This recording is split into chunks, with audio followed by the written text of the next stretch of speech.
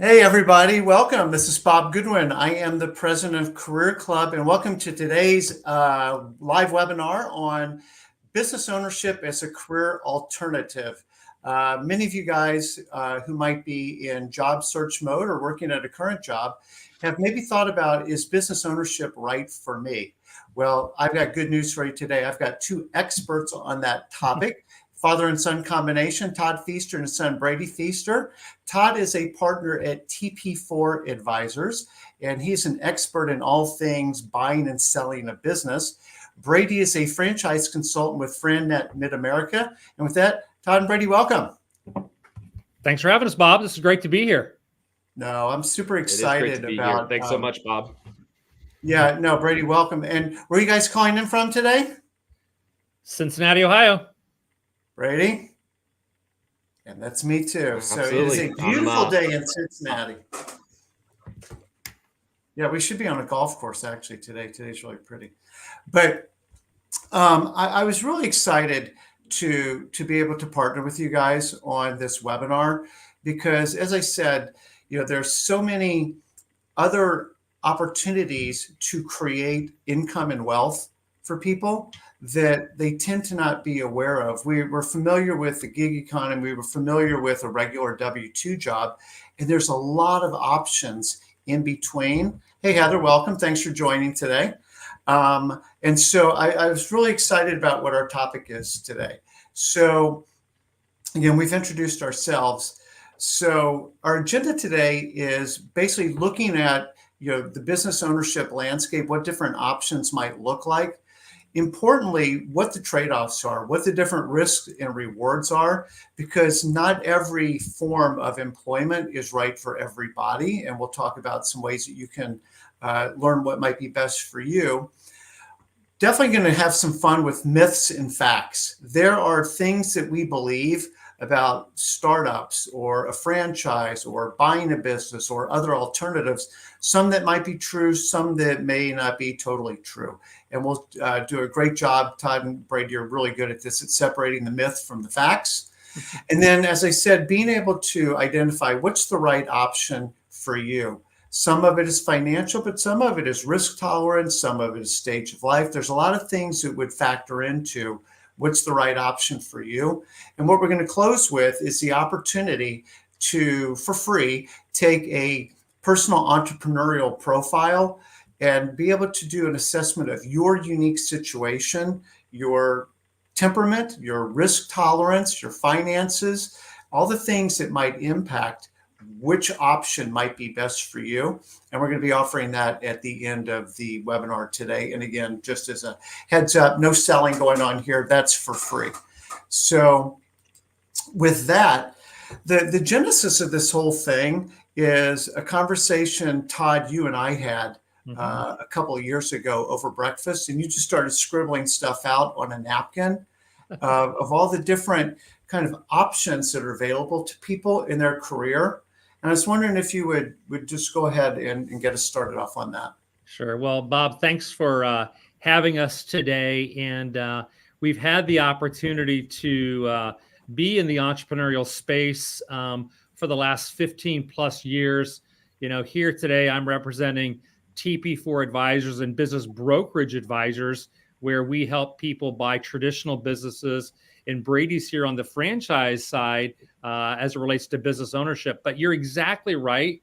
This career continuum, and as we look at the career continuum, I spent the first part of my career on the right-hand side at the W-2 employment. In my whole corporate career, Bob, can be wrapped up as that I am a lousy employee. It just took me 20 years to figure that out. So this whole career continuum starts with W-2 employment. We've got large international companies, smaller, closely held companies, investment firms, moving into the fractional role, which, we employ about 40 fractional team members on the TP4 side, consulting as an individual. Then you're getting into this core of entrepreneurship, was entrepreneurship through acquisition, buying an existing business. There's a huge wealth transfer and business transfer happening with the aging boomers, getting into franchising where you're buying into a proven model, and then also startup entrepreneurship. So the whole continuum really depends on what is your entrepreneurial profile, what are your risk tolerances, what are you good at, what do you want to do. Everybody has a little bit of an entrepreneurship bent to them. It just depends on if you really want to go all in and really what is your level of commitment. Mm-hmm.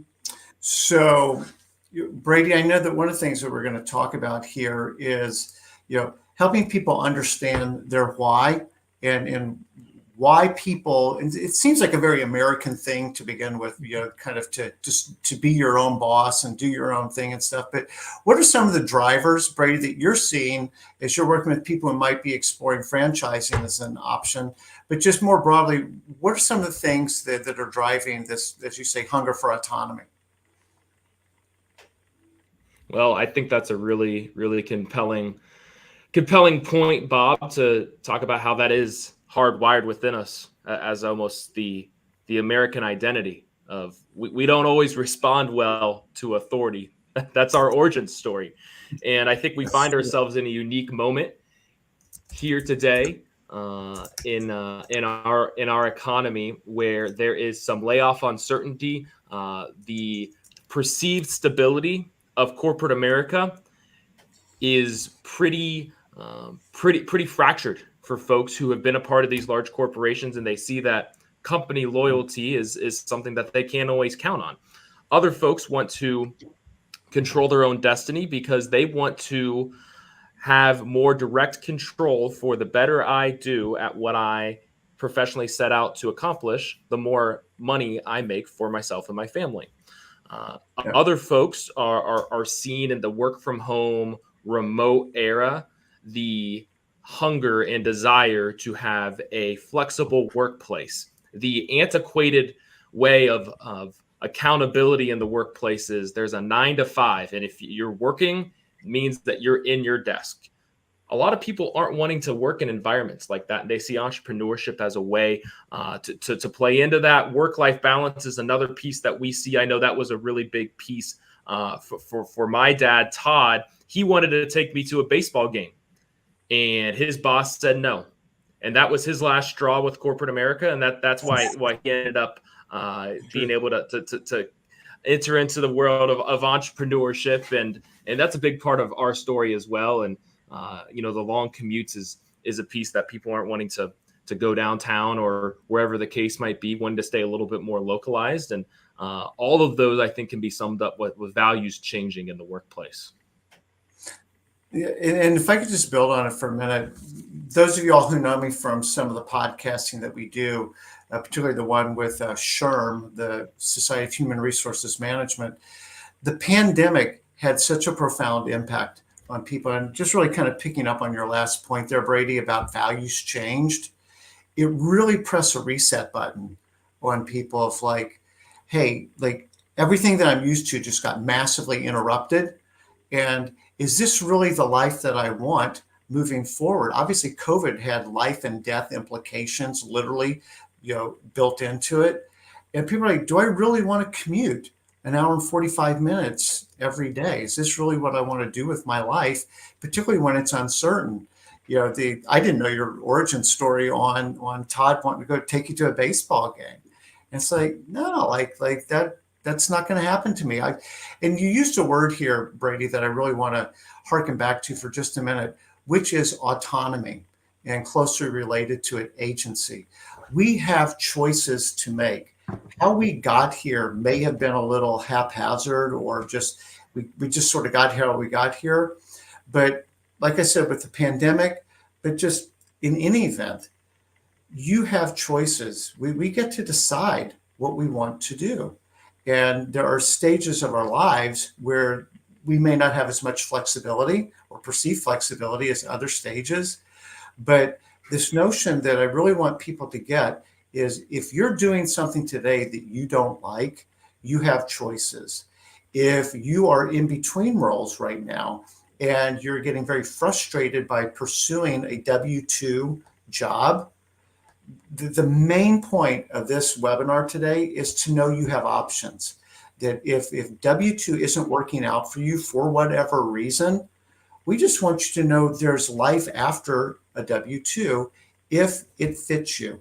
So I want to look at this next slide, Brady, that you've got that, just talks a little bit about some data and some underlying motivations, if you wouldn't mind sharing that with folks. Yeah, I'd be happy to. And to clarify all of this, we are not anti W-2. We Fair point. are pro you finding your right fit. Fair point. Thank you. W-2 is a fantastic route for lots of folks. We just found ourselves, Todd can say his reason that he's in his seat is he's a lousy employee. If you find yourself in that seat, maybe it is worth reevaluating. But W-2 employment is something that's been great for our family as well. So we always want to reinforce that we're about finding the right fit wherever that might be across Amen. the career continuum. But in 2023, a lot of the statistics really reinforce a lot of what we talked about earlier, is this ability, autonomy, ready to be your own boss. And in corporate America, some folks aren't finding that, which is why we see that 23% of entrepreneurs, why they're wanting to get into business ownership. That's driving them to the table.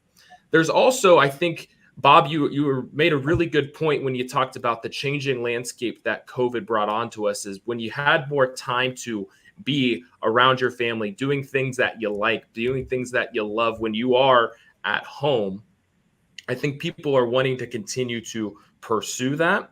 And then the laid off job outsourced. I know, Bob, you can speak very fluently with this. Of that there is a breaking point that often comes when you're looking for that what's next after you have been downsized, and that's a piece that we find lots of people are coming to the table of entrepreneurship after that layoff, not ready to retire or opportunity presented itself. Those are other pieces that we're seeing pretty frequently, where there is the desire to still contribute in a professional manner, still have some juice left, but maybe not 60 hours a week in a full suit downtown. Maybe it is 30 hours a week. Maybe it is 15 hours a week at home, 15 hours a week down at the place in Florida, or being able to play golf a couple times a week, but still be engaged professionally. Folks aren't always wanting this all or nothing, this all or nothing, I'm either working or I'm not working. They're wanting somewhat of an in-between. And I think we're going to continue to see more of that. Yep. Todd, anything to add to this particular slide from your perspective? Everybody has a different motivation. You just have to understand a little bit about what your why is, like Brady talked about earlier, understanding what's compelling you to potentially evaluate and look at what that is. And usually we find that has a lot to do with control, however you define control, and however you define flexibility. My motivation was in and around flexibility, but it had nothing to do with my lack of a desire to work. I just wanted to work for me and my family. And 15 years ago, when Brady and his three siblings were 15 years younger, I wanted flexibility to be involved in their lives at school and do fun things. Now I want to be able to travel. I'm fortunate that Brady and his wife are here locally, but his brother and sister-in-law are in DC, his sister's up in New York, his other sisters in North Carolina. We want flexibility and control of our schedule so we can do things when we want to do them and how we want to do them. Yeah. That's what it means to a lot of people we talk to. Yeah. And Brady, I appreciate the point that you made and just want to echo it. W-2 is not a bad thing. Nope. W-2 is not a four-letter word. It works for a lot of people, and it worked for me for a really, really long time. So thank you for making that. We're not dissing W-2. We're just trying to open the aperture of what else is available to people that you may not know as much about. Right. So, Todd, do you mind walking us through this just a little bit? No, this echoes the first part of my introduction on the entrepreneurial continuum or the career continuum. We're just going to focus on the entrepreneurial side, where you can do it. You can be very entrepreneurial and be your own consultant. That's kind of starting your own business. You could do some fractional gig work, gig economy work. That's very entrepreneurial. What we're going to talk about here, starting a business from scratch. A lot of people have entrepreneurial tendencies, but not everybody has that incredible idea. And a lot of people think they have to have that Shark Tank idea to be an entrepreneur. I like to joke, I've never had an original idea in my head, but I can take other people's ideas and I can really do a great job with them. So FranNet, which Brady's running and operating now, that's a franchise. It's a 38-year-old franchise that helps people find franchise business ownership. I bought into a franchise. TP4 Advisors is a startup. Business Brokerage Advisors is a startup. So, there's different options for different people, but really the whole goal is for us to make sure we're understanding what are your aptitude and capabilities. What are you going to do on a day in and day out basis? What do you do as it relates to system and processes, and what fits you the best? How do these businesses help you as it relates to your finances? What's your rate? What's your return on effort that you're really looking for? And is now the right time for you and for your family? So, as we go out and we look for, if we have people ask us to help them find that right business, there are different options for different people. It's just you got to go start and you got to do the next Apple or Microsoft or Shark Tank idea. Yeah. Okay. So let's move into just sort of looking at each of these in isolation and what makes them unique. So, the first one, Todd, is you've already identified, you've kind of done twice here, which is starting a business from scratch. And then I'm going to add a little color because I relate to this one. But do you just mind walking folks through the advantages and disadvantages of starting a business from scratch, that Shark Tank idea? Yeah. Well, when you start up your own business, Bob, like you have, it's usually from a skill set or a passion that you have. Sometimes we talk about passion versus interest. Usually when somebody starts a business on their own, it's from a passion they have. And you start here by having that total control. You're making the decisions. You've got all kinds of creativity, and you really have a huge upside. However, you've got to create the systems. And quite frankly, most entrepreneurs are not great at taking the business to the next level or the next level or the next level for as it relates to scalability. It could have a slow ramp up period, or it could have an incredible ramp up period, and you've got cash flow issues. Startup businesses, they do have the highest failure rate across the entrepreneurial continuum. So high risk, high reward. A lot of people want to do it, and a lot of people have tried to do it. It's just really, really hard unless you've got all the systems and all the processes and all the finances kind of aligned. Yeah, so I do want to opine on this one for just a second, because I've got 3 years of scar tissue to share. That's right. But the first point that you made, Todd, was just really around passion, and then back on the stool, aptitude, like that was what made Career Club a thing for me. Is I really care about job seekers, and I want them to find satisfaction in their work, but they don't know oftentimes how to go do it. And I had over 15 years of coaching, job seekers as just a, not even side hustle, just as a passion project, developed essentially a curriculum. So I did a ton of market research before getting into this. It wasn't just like, hey, think I'll quit my job and go start something. Sounds like a good idea. Like, I was very convinced after thousands of observations of what the need was, what help looked like for people. And so I had a pretty good idea of kind of, if you will, the product market fit, right? And stage of life. You talked about timing. Yes.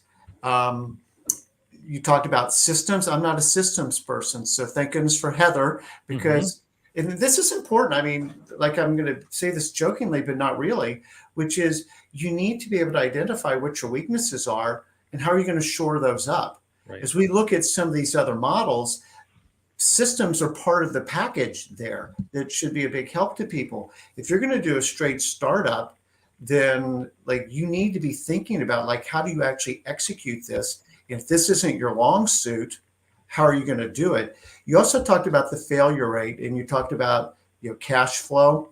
And that's the thing. You could have a great idea, but if you don't know how to market it, you're not getting enough customers.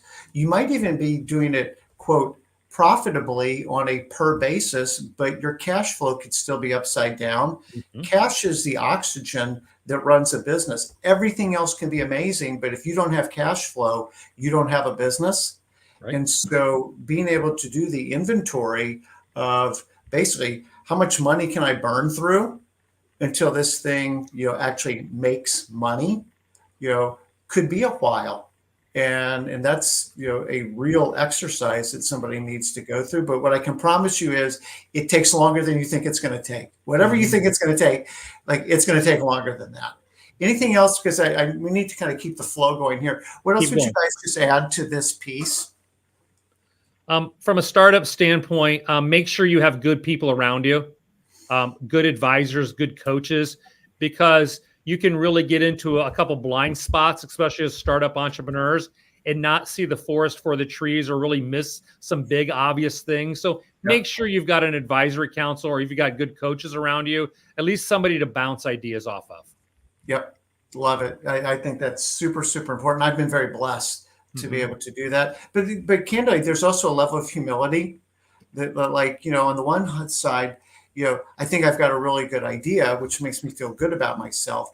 But on the other side, being humble enough to go, but I don't know everything. And there's things, as you say, Todd, that, are probably blind spots. And, being open to that feedback, it's a gift, not a curse, to have somebody share with you. You might need a little bit of help in this area. Absolutely. Brady. So, Todd, you mentioned earlier that you had originally, gotten into entrepreneurship actually through a franchise. And I'm going to project onto other people, but, when I think of a franchise, I immediately go to McDonald's, right? So is a franchise just like buying the latest restaurant concept, Brady? Well, you would think it is, and that's what a lot of people come to the table. The amount of times, Bob, that in the franchise space I am asked the question, "Can you find me a Chick-fil-A?" Is becoming too many to count. And I'll just get that out of the way right now. We do not work with Chick-fil-A, but there are a lot of really other solid franchise brands out there that are a great platform for aspiring entrepreneurs to stand on. And so what I wanted to express just out of the get-go is that franchising is more than just French fries and haircuts.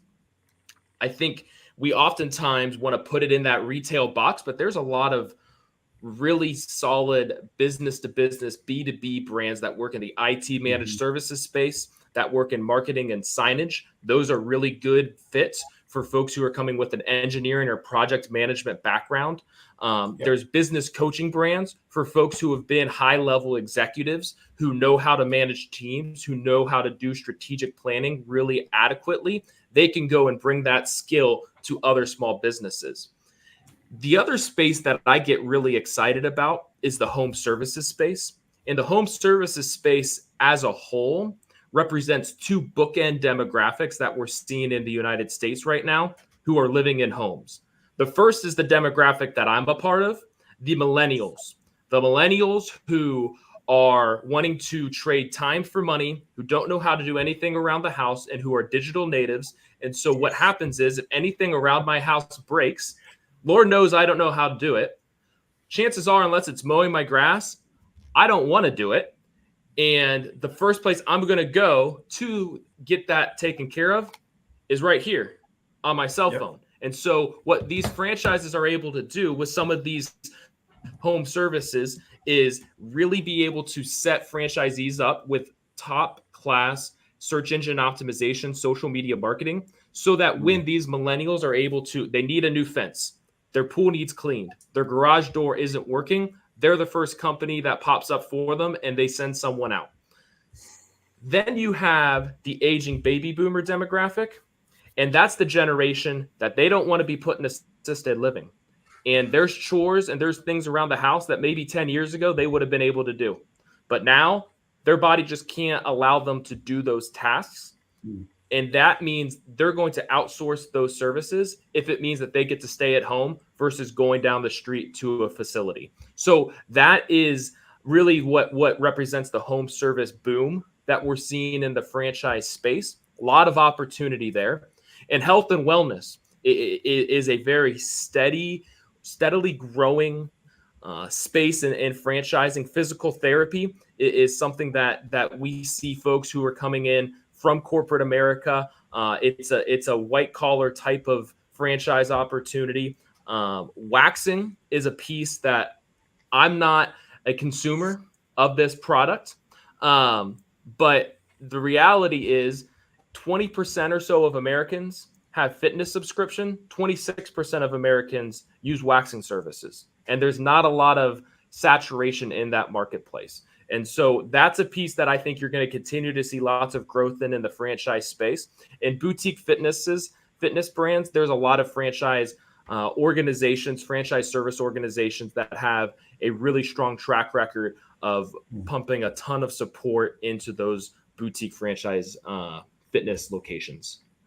Yeah, awesome. So I appreciate how you opened up, the demographics that are driving, some of these things. It's funny. I actually aligned more with your millennial example. I like to say that the best tool I've got in my toolbox is a checkbook and a pen. So like I'm good at calling somebody, and like I'm not handy. So, but I think we'll get to this later. A lot of these things are also acyclical, like they're not tied to economies, so or the economic conditions. But the main point that I really like that you made here was that there are some very significant demographic trends underway, and that you can see and go, man, that would be like a great thing to be in, but I'm not ready to start my own thing.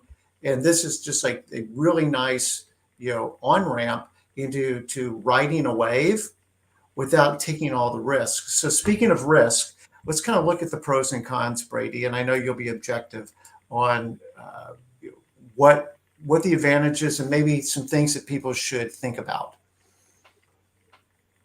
Well, when you think about franchising, I like to see it up as a midway point between bootstrap startup entrepreneurship and acquisition entrepreneurship.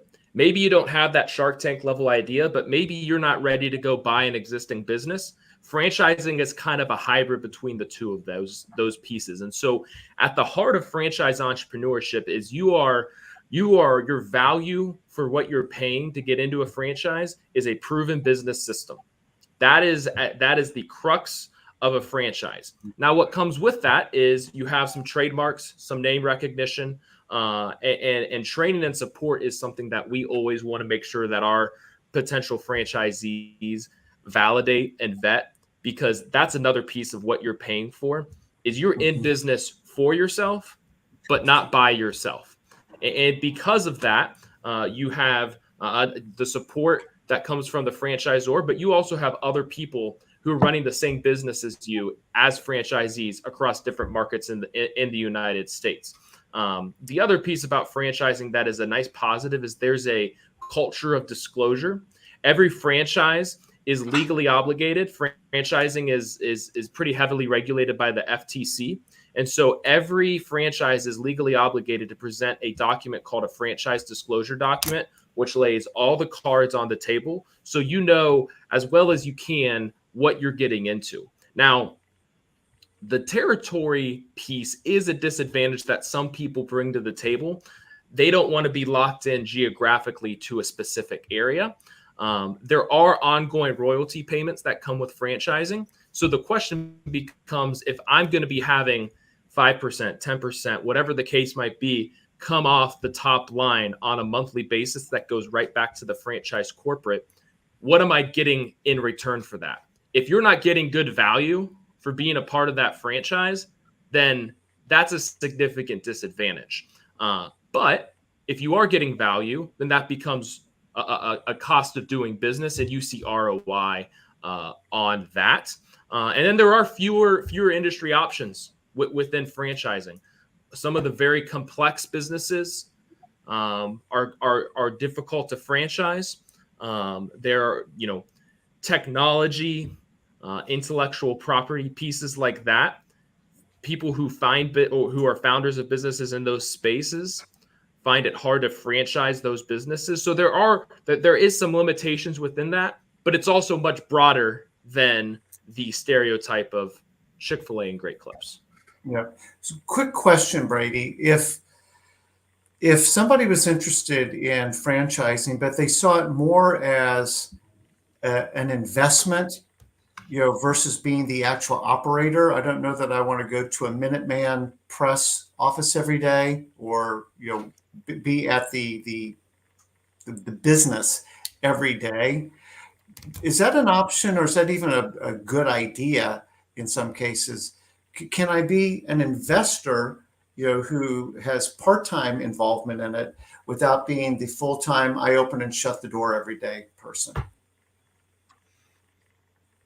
That's a fantastic point, Bob. I'm glad you bring that up, because we are seeing, you talk about demographic trends. There's another demographic trend that we are seeing is there's a hunger to be a part of the gig economy, and in the franchise iteration of that is having multiple streams of income. So maybe you keep your W-2 job. And that's why I wanted to be careful that I wasn't bashing W-2 employment, Right? Because maybe a W-2 job is what keeps the lights on at home, but you go and you invest in a business and you run that business not as a pure investor, but what we like to call semi-absentee ownership, where you're involved in the business, but you're working on the business, not in the business. We had a individual that we worked with last year down in North Carolina who had a young family, was wanting to keep his job or maintain W-2 employment, but he ended up buying a mental health counseling franchise, where by the nature of that business, he wasn't a mental health counselor. He could not work in the business. He worked on the business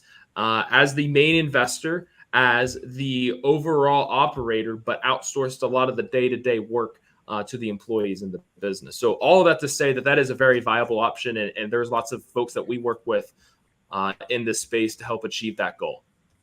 Cool. Awesome. That was, I'm glad to see that is an option, because again, that sort of creates a different path for people. That again, not everything is all or nothing. It's having a portfolio of income streams.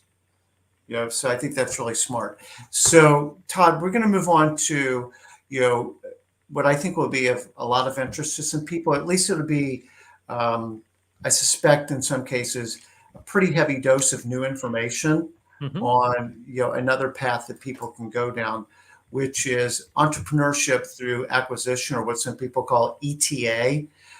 Would you start to explain that and unpack what that means?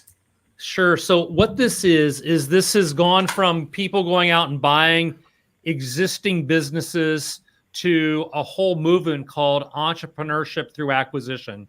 If you looked in the past 20 years, the average new business owner buying an existing business was somebody in their 50s, late 40s, early 50s, mid 50s. Now you have a number of folks coming out of graduate schools looking to skip that first career job out of grad school and buy a business and become entrepreneurs through acquiring another business. This is, Brady's brother just finished graduate school this week, and he took an ETA class. It's a huge movement for folks wanting to build wealth, wanting to grow, but have that control and have that flexibility. So you're buying an existing business, you're buying a framework of that business, you're buying process and procedures, or you're buying established process and procedures, but you're paying a multiple of what's called seller discretionary earnings, or the earnings of the owner, which is earnings plus net income. So 77 million baby boomers are going to retire or have retired from 13 to 2029. It's a huge wealth transfer. 52% of business owners do not have a transition plan.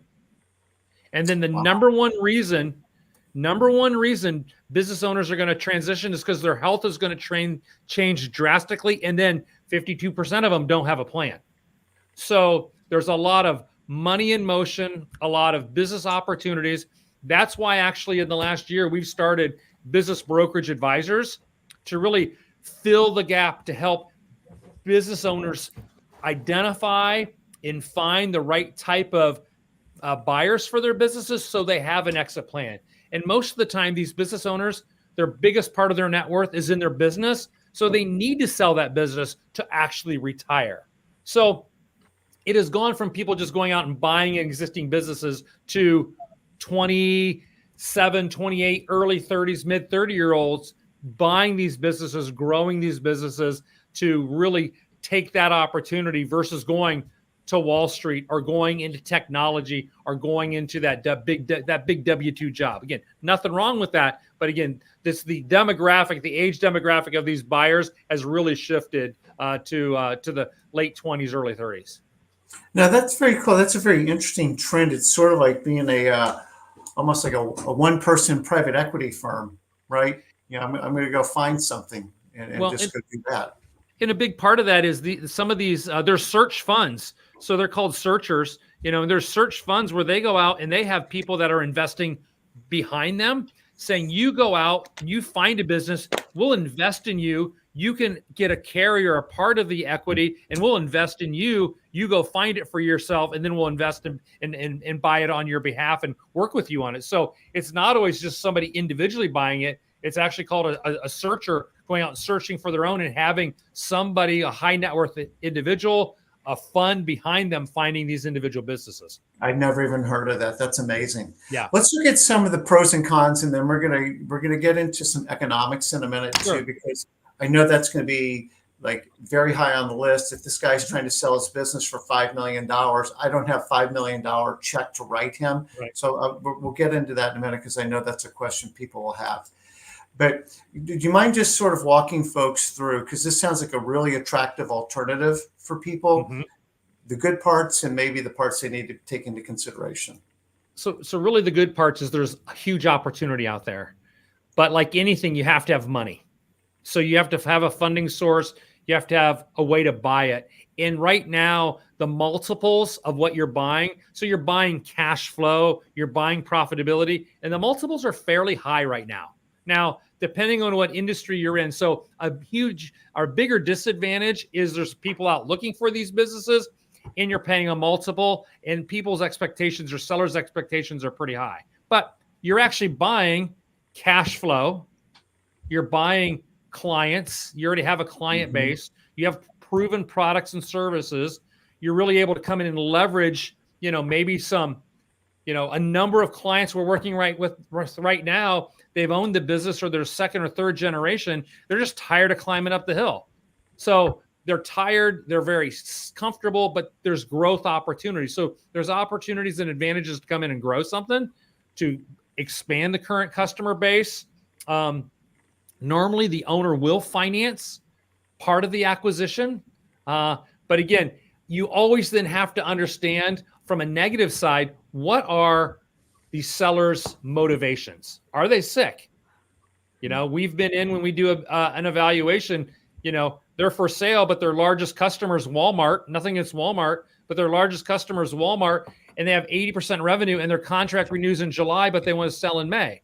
So they don't know if the contract's actually been renewed. So you really have to do what's called due diligence to really understand what are the motivations, what are the customer concentrations, are there supplier concentrations?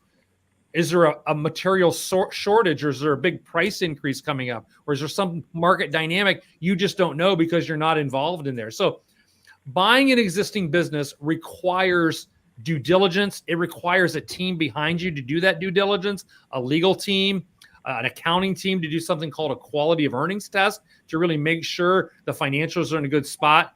But again, it's an option. It's an option for a certain type of investor with a certain type of a profile that wants to go to a certain level within entrepreneurship. It's not the startup, but I'm going to take somebody else's idea, I'm going to buy it, and I'm going to grow it.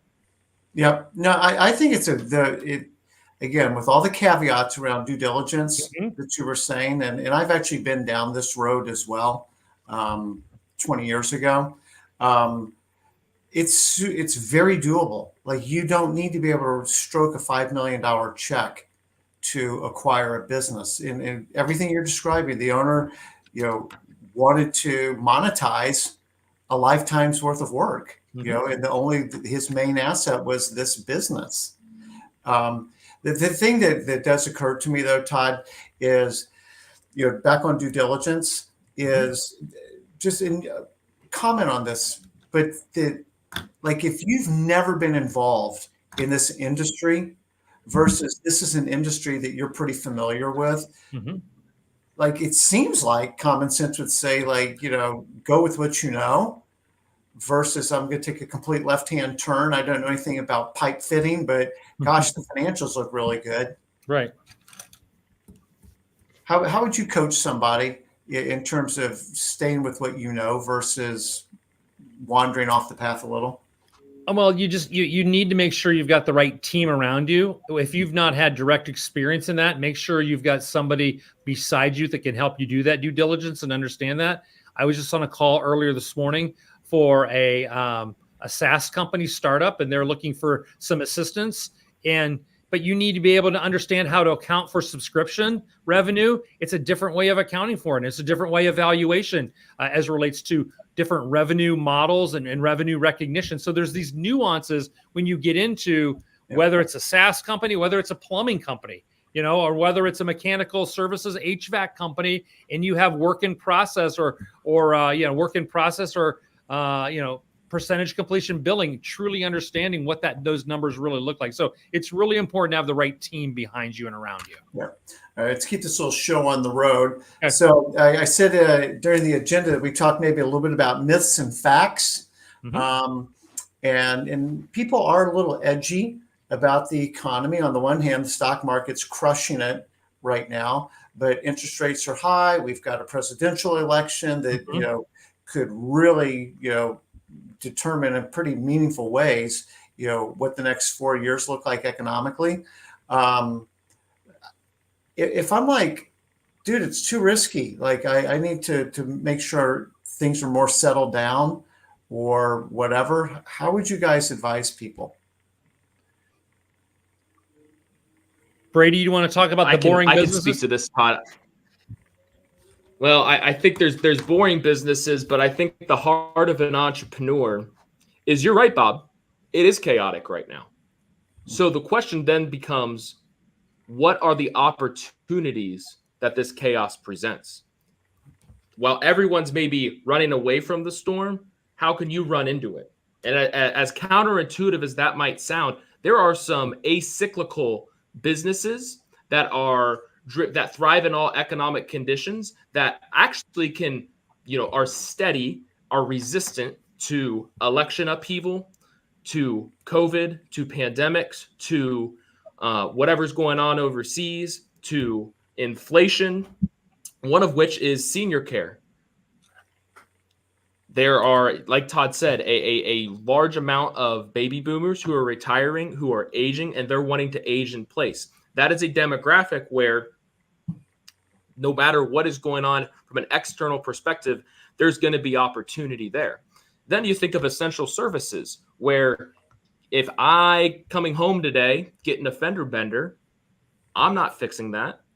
I'm going to get my car fixed. And that's not a decision that I'm going to be weighing, well, you know what, if I can't drive my car, but man, I'm really concerned about who wins the election in November. I guess I'll hold off on that. No, I'm making that purchase right away. So there are businesses like that.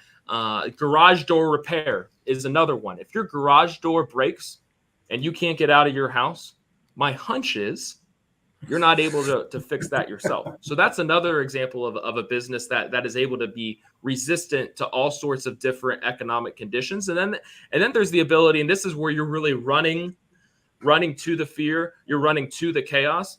Maybe you're positioning yourself as a business where I'm the person that you turn to when there is turmoil. Business coaching, digital marketing, all of my revenue streams, all of my referral sources, they've dried up because of all of the external factors that we're talking about in the marketplace.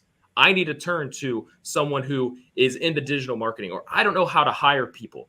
Mm-hmm. Can you help me from a staffing perspective? There's demands for products or services that get created when the status quo changes. And so that's where we always like to expand people's horizons, where when things change, do you want to be in the seat of a business owner, or do you want to be in the seat of an employee? There's not a right or wrong answer, but there might be a more correct answer for your specific situation. And if the answer is an entrepreneur, there are plenty of lines of business that you can get into that will work and have steady demand no matter what's going on in the marketplace. Yeah, well, one other thing, just to build on your very well made points there, Brady, is the slide is titled "Business Ownership: Is it too risky in this economy?" I would even just erase "in this economy." Is it, and risky compared to what? Risky compared to, hey, Bob, I need you for 15 minutes and I'm going to have the HR person on the phone with us. I remember a few years ago when we moved to Cincinnati and, we were talking about buying this business. And my wife's like, but why don't you be like John? He's got a safe job. It was safe until he got laid off. Mm-hmm. Right. So there is a pick your poison quality to this. Like nothing is risk free. Nothing is risk free. And so we're going to get to the entrepreneur profile in a little bit, but it's like, pick what's right for you. Mm-hmm. And as you said, Brady, there's not a right and a wrong, but I just want to acknowledge the elephant in the room. A W-2 job is not risk-free either, right? Because on any given day, the private equity firm, the VC, your public company, the owner, whatever, decides, I need to cut costs. I don't need this role. And you're an impacted employee. And obviously we see that's happening a lot these days. So very quickly, because we could probably spend an hour just on this. Can you guys talk about just the investing and the funding sources? Because nothing's for free. Right. But I also think it's not quite as big a hill as maybe sometimes people think, that you've got to stroke one large check. Yeah, and I think depending on what model you're looking at buying into, when you buy an existing business or an ETA business, and let's say it's valued at $1 million, you're going to need to bring 20% of that down. You can go get an SBA loan. Banks like to work with the Small Business Administration because it's actually guaranteed by the Small Business Administration. Usually you have to use a personal guarantee, so you have to put your house up as collateral in some cases, or in most cases with an SBA. So you'll need from the SBA down in the right-hand corner there a 10 to 30% down payment. You get a 10 to 25-year term. When you're buying an existing business, sometimes you can get a seller note, or the seller will say, hey, it's $1 million. You can buy it for $700,000 and get an SBA loan then for $600,000, but then pay me the other $200,000 in a seller note over 5 years. So there's different ways to structure that. When you're buying into a franchise business, the franchise cost of entry is usually less. And you usually have a franchise fee that is a down payment almost, that gets you into business, gets you the operating system. And then you have working capital as you build out your business. You invest as you build out and as you grow. And franchises are governed, like Brady said, by a franchise disclosure document. They're governed by the Federal Trade Commission. There's an item in the franchise disclosure document that tells you what the total investment is. It's called the item 7. You know what the franchise fee is. You know what the royalty is. You know what the working capital is. So you can budget that fairly well. One thing as it relates to whether you're buying an existing business on ETA, you're starting your own business, or you're buying into a franchise, there's something called a ROBS program, a rollover program, where you can actually roll over part of your qualified retirement dollars, whether it's a qualified 401k or a qualified IRA. You set up it's almost like you're going from one job to another job in a W-2 world, where you've got the opportunity when you go to your new job, you can roll over your existing funds from your old job into your new job, no penalties, no taxes. And sometimes most companies have the ability for you to buy the company stock if it's a large enough company. Well, here you're setting up Bobco. Within Bobco, you're then setting up your own 401k or profit sharing plan, which is a qualified plan. You then can roll over your qualified retirement dollars from your 401k or your profit sharing or your ESOP into your new Bobco plan. Your new Bobco plan gets to invest in stock. You just buy the stock of your own company. Then that cash rolls into your operating account, and then you have the ability to write a check for a down payment. You have the ability to fund 20% or buy the entire business, depending on how much you want to roll over. Now, that conversation is an hour and a half conversation that I just condensed into 45 seconds, but that is usually an aha moment. That's a light bulb moment for 90% of the folks we talk to. Is like, wait a second, I can use my qualified retirement dollars. I don't have to take a penalty, and there's no interest and there's no amortization. And Brady's mom, my wife, who has a great W-2 career and loves W-2 employment, she's like, well, wait a second, never take your money out of your retirement fund. But as we looked at it, it's like when this is how we bought our first company. I took the retirement dollars that I couldn't touch for 25 years. I brought them to current time. I invested in me versus investing in the stock market. And then eventually she said, well, I invested in you 20 years ago when I married you. What's a little money now?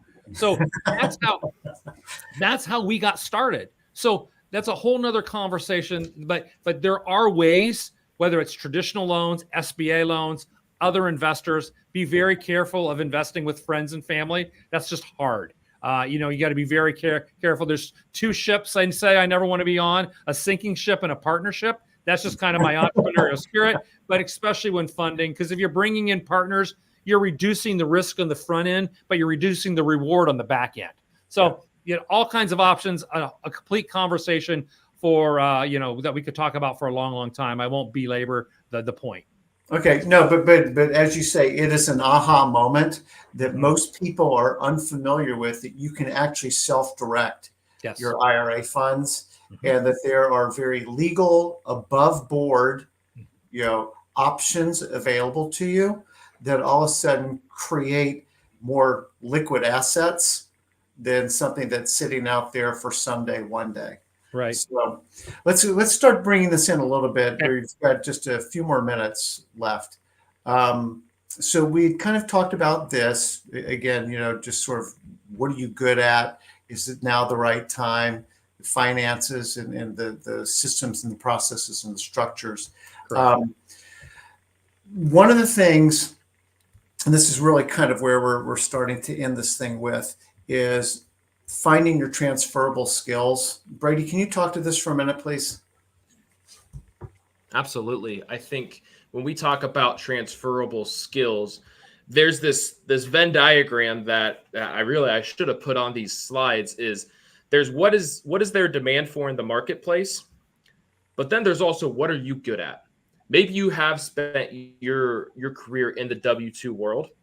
What has led to success as a W-2 employee? Because oftentimes past success leads to future success. So if you were really good in a sales and marketing role, then our recommendation is to start by finding a business that requires the owner to have a really strong sales and marketing background. Or maybe you come in and you know how to run a team. You've got HR skills, you know how to manage a budget. You are really good at overseeing the strategy of a team and making sure they stay on budget. Well, then naturally, our recommendation would be for you to find a company or a business ownership opportunity that lends to that.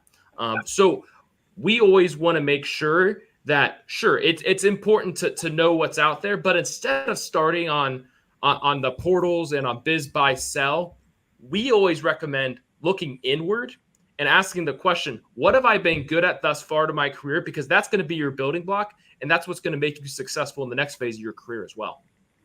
So let's look at a quick example of that. And I think this is you, Brady, if I'm remembering correctly. Yeah. So it is me. Tell us what we're looking at here, and then where that maybe takes us to about our final slide. Well, this is what's called the entrepreneur profile. And this is our tool that we use to help people understand, first and foremost, what type of business ownership is right for you. Are you best suited as an acquisition entrepreneur, as a franchise entrepreneur, or as a startup entrepreneur? A big piece that's going to lend us to that is that compliance level. And the client at a glance values and motives section, right under values and motives, it's going to say compliance. For folks who are at that low compliance level, who don't like taking direction, who like doing everything by themselves, they're going to be pretty well suited for startup entrepreneurship. If you test out of having very high compliance, we're going to recommend W-2 employment or buying an existing business, because there's a lot of guardrails and structure that's already in place.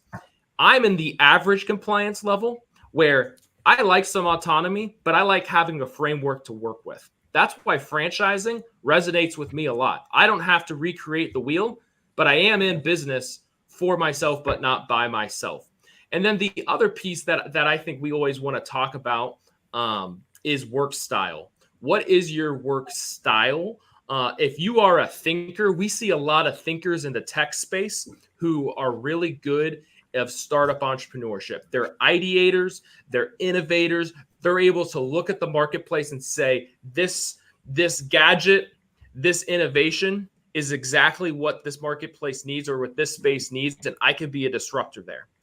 I'm a promoter. And so I love finding a concept, finding an idea, finding something that gets me fired up, whether I created it or not, and taking it to the marketplace and getting other people excited about it. That's what makes franchising great for me. Directors and collaborators, they're great in acquisition entrepreneurship because they can direct a team. The collaboration piece, especially for your first couple of years, if you bought an existing business and you're collaborating with your team, that team, they're going to want a collaborator. They're not going to want maybe someone like me who's got more of an autocratic leadership style. I for better or worse, I'm a my way or the highway kind of guy, and it's good that I don't have, in a franchise system, it's a little bit more cut and dry versus if you're coming into an existing book of business, it's a little bit more complicated. Yeah. So let's just look at what the opportunity here is for people is, to be able to take this entrepreneur profile. This is if we have a call to action in this webinar, this is it. So take a picture of the QR code, just snap that. And Brady, where's that going to take him, and what would happen next?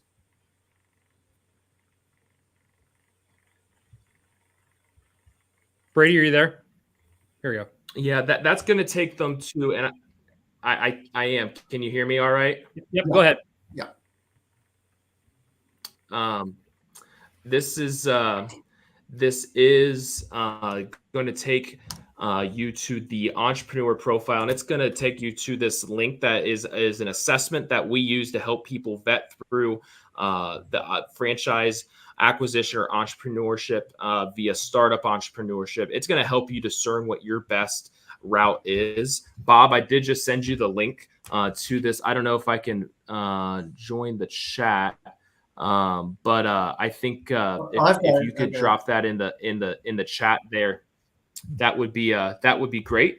But that's our way of helping you understand what your right fit is. And this profile has been developed and tweaked over the last 25 years. So this is no cost, no obligation. It's really a great tool to have people help them understand, are you entrepreneurial? What kind of an entrepreneur are you? What would potential fits be for you? And we've had a number of people that have taken this and then put it on the shelf, then come back to us when the timing is a little different or the timing is right. So it just gives us insight into the individuals and help guide them and direct them. It could help us guide and direct you to, you know what? You need to go get a W-2 job. Again, check the list. Everybody's like, oh, I've always wanted to own my business. I've always wanted to buy a bar. I've always wanted to, do this and that. But hey, check it off your list. It's going to take you 45 minutes, 30 to 45 minutes to really finish it and to go through it. Go with your gut feelings. It's not a essay test. It's A, B, or C. And I think you'll find it very interesting and challenging as you're evaluating, hey, do I have a what's next? What is my what's next? And how do I truly fit my skills, my aptitudes, who I am into that what next opportunity? And that's really our whole goal. Our whole goal is to help people understand their God-given gifts and talents, what are they best equipped to do, and how to get them on their right path across the entire continuum. Awesome. So we're at time. Todd and Brady, thank you guys so much. You bring, just a wealth of experience and, good motivation to helping people find what the right path for them is and providing tools. And again, the link that we put in the comments or this QR code, it's free. Nobody's going to bug you or pester you to buy a franchise or buy a business or do anything. We just want you, and that's why this is almost more of a public service kind of a webinar that we're doing today. There's really not a lot of selling going on. We just want people to find the right path for them and to educate you on what some of the options might look like for you. But again, mostly I just want to say thank you, Brady and Todd, for what you guys have shared. I learned some more stuff today too, so that's cool. But we had quite a few people on the call today, and just really appreciate your time and your expertise. So thank you. Thank you.